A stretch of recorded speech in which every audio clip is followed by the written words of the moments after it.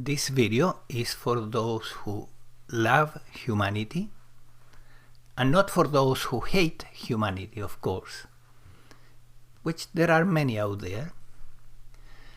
But if you love humanity, you want something good for humanity, and therefore you may have a preference in regard to politics, for example. You may prefer that a particular candidate in the United States wins because you think honestly that that candidate is going to bring the best for humanity. So that means that you love humanity, right? But at the same time, you know that the outcome of what is going to happen here is not up to you. In Advaita, we know that the you, the me, the I, is not there. Therefore,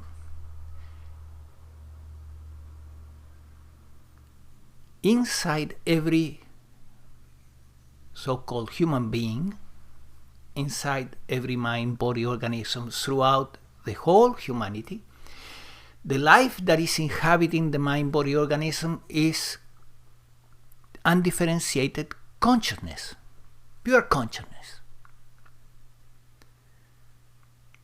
And the me is not there. Therefore, awakening to true nature informs you that in every sentient being through the human family, the life that is there is just the divine, pure consciousness, undifferentiated consciousness. This means that the outcome here will be according to divine will, right? You as a person, as that apparent self, fake self, that you imagine to be, you may have a preference and you may have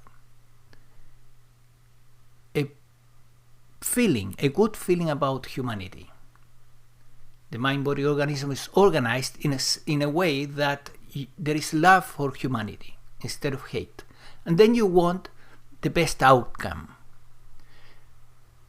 But the best outcome is something you cannot control. The best outcome is something that the divine only controls. So how we can have trust that the divine is going to choose well for humanity? We need to trust that this one consciousness that is looking through the eyes of several billion people here in the planet, that one divine consciousness is intrinsically benevolent and it wants the best for not just humanity, but for the souls that are incarnated here. Because the souls that have incarnated here in all these bodies, all these shells, are trying to evolve. And evolution doesn't happen always by having a good time here.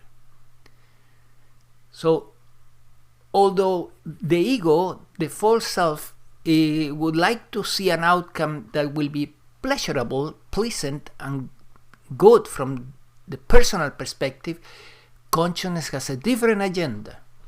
And the agenda is the evolution of the sentient beings that are here.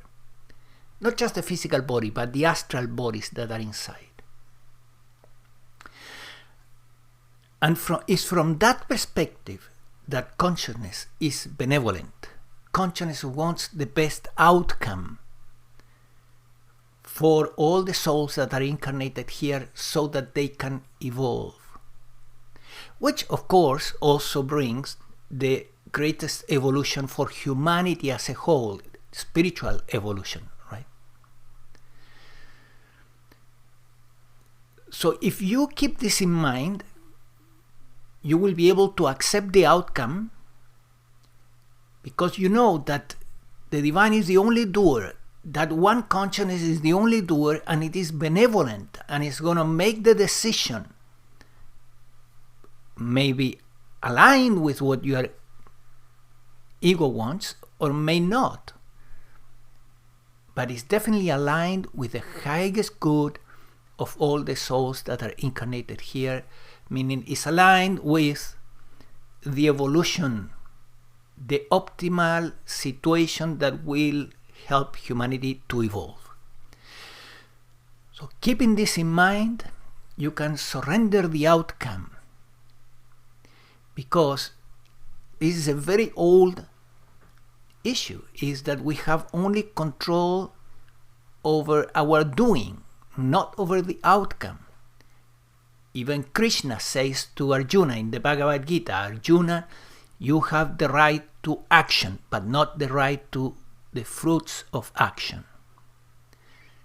It's different words to just communicate the same idea, that you don't have control over what is going to happen here, that you need to surrender that control, and you can use the surrendering technique for that, surrendering that desire for control and leave it in divine hands, knowing that the best outcome will come. But the best outcome for the souls that are incarnated here, for their evolution.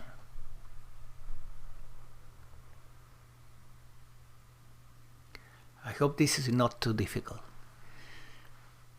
Keep in mind that, yes, ultimately we are all pure consciousness, but pure consciousness is inside several Russian dolls, one inside the other. This physical body is like the outside doll. Inside there is an astral body, and inside there is a causal body. And consciousness is looking through all three. The one that needs to evolve here is the astral body, more than the physical. Therefore, it's not so important if the physical body has a good time or not. But it's very important that the astral body evolves, because that's what you, from at that level, came here to this plane to experience evolution. We all came for that from the perspective of the astral being, which is, again, is also a fake being, but it's more real, so to speak, than this physicality, this apparent physical being. So all these Russian dolls, they are one inside the other, and they are all not you, not you. They are just instruments that are evolving. What you are really is pure consciousness, undifferentiated consciousness, which is at this moment, looking through your eyes, this video. That perceiving that is happening now. So I hope this helps you, so that whatever the outcome, you will be able to trust that humanity is at the level of the soul, and the evolution of the soul is being taken care of. Bye.